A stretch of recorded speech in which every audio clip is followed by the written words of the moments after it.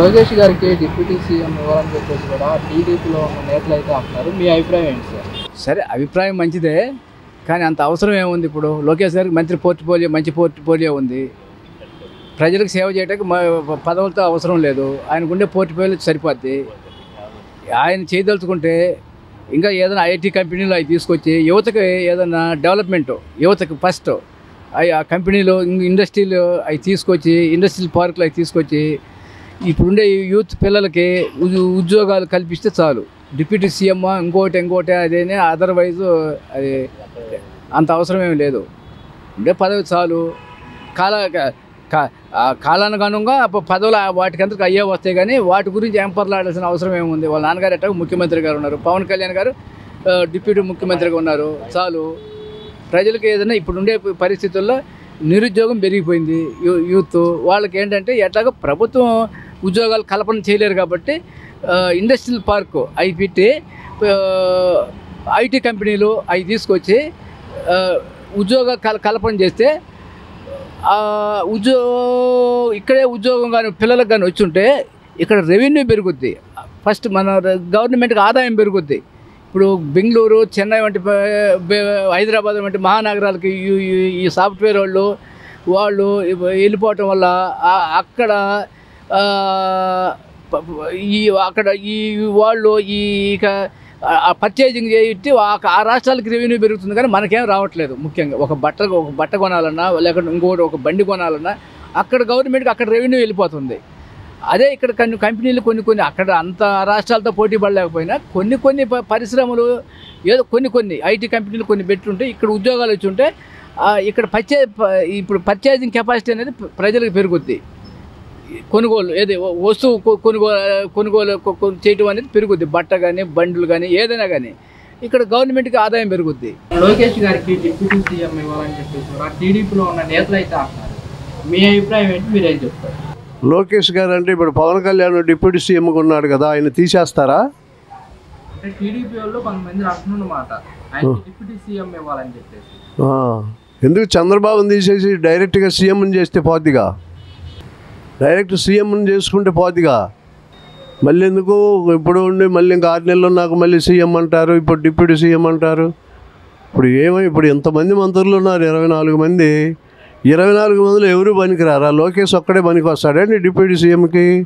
పవన్ కళ్యాణ్కి ఒకటి ఇచ్చారు, ఆయన తీసేసి ఈయనకి ఇస్తారా లేదా ఇద్దరిని డిప్యూటీ సీఎంలు పెడతారా అని తెలియాలి కదా. అంటే పవన్ కళ్యాణ్ గారికి సీఎం పదవి ఇవ్వాలని చెప్పేసి జనసేన నేతలు అంటున్నారు. డిప్యూటీ సీఎం పదవి ఇవ్వాలని చెప్పేసి టీడీపీ నేతలు అంటున్నారు.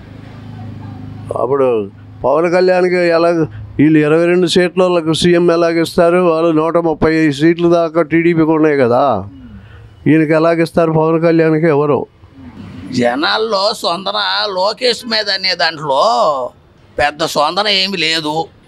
అదంతా పనికిరాని మాటలతో పబ్బం గడపటమే. కానీ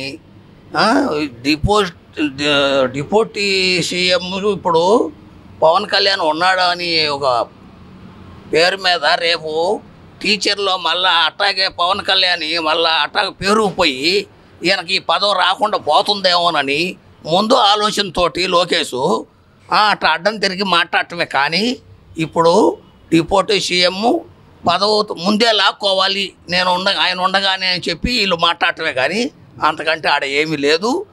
అందుకని తండ్రి ఉండగానే కొడుకు ముందే డిప్యూటీ సీఎం పదవి తీసుకుంటే రేపు ఆయా టీచర్లు ఆయన తగ్గిపోయినప్పుడు మళ్ళీ ముఖ్యమంత్రికి అవకాశాలు ఉంటాయని చెప్పి మనవి చేస్తున్నాను. మేము అట్లా చేసుకోవాలని. లోకేష్ గారు మన టీడీపీ సభ్యత్వ నమోదు కార్యక్రమంలో కూడా తనకంటూ ఒక ముద్ర వేశారు. లోకేష్ గారికి మంచి ప్రాధాన్యత ఇవ్వాలని చెప్పేసి కూడా టీడీపీ నేతలు అంటున్నారు.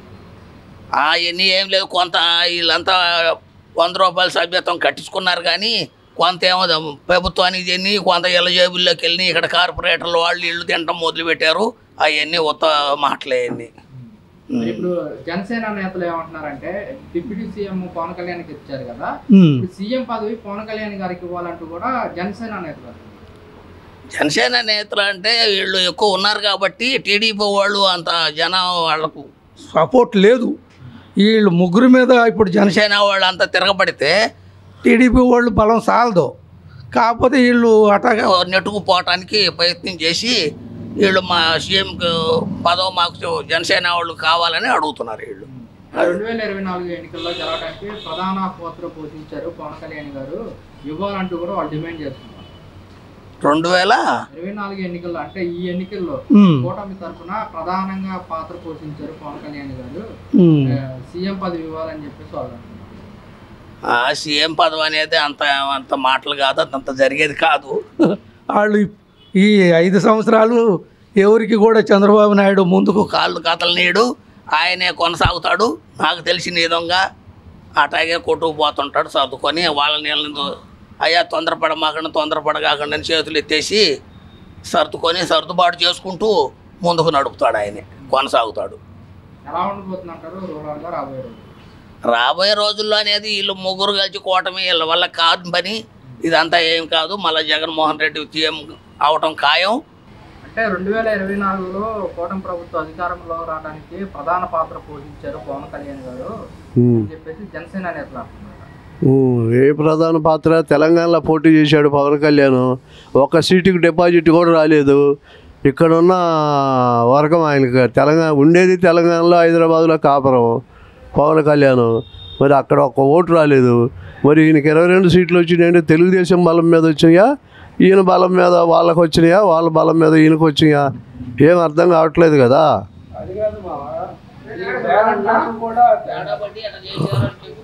వాళ్ళ ఇష్టం ఏమైనా చేసుకొని ఇచ్చుకొని పవన్ కళ్యాణ్ ఇచ్చుకుంటారు, లోకేష్కి ఇచ్చుకుంటారు.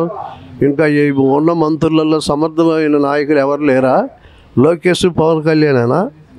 ఉన్న మంత్రులలో సీనియర్లు తెలుగుదేశం పార్టీ ఉన్నోళ్ళు చాలామంది ఉన్నారు.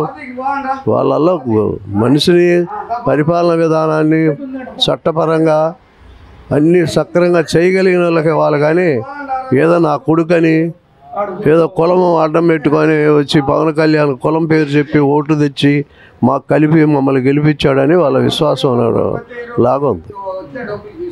అంటే లోకేష్ గారికి మన టీడీపీ సభ్యత్వంలో కూడా తనకంటూ ఒక ముద్ర వేశారు. లోకేష్ గారికి బాగా ఏమండి, ఇక్కడ ఉన్న రాష్ట్రంలో ఉన్న నాయకులందరూ, రాష్ట్రంలో ఉన్న తెలుగుదేశం నాయకులందరూ చేర్పించిన సభ్యత్వాలన్నీ లోకేష్కి ముడిపెట్టి లోకేష్ చేర్పించాడు ఇంత సభ్యత్వాన్ని, అది ఒక పుకారు. అది ఏమంటారు, ఎలా ఉండబోతుంది అంటారు? వార్తల్ని ఎంతవరకు నమ్ముతారు? లోకేష్ను ముఖ్యమంత్రిని చేస్తే వైఎస్ఆర్ పార్టీకి బ్రహ్మాండంగా ఉంటుంది. బ్రహ్మాండంగా ఈసారి ఎన్నికల్లో తుక్కుగా తెలుగుదేశాన్ని ఓడించి వైఎస్ఆర్ పార్టీ గెలుచుకుంటుంది.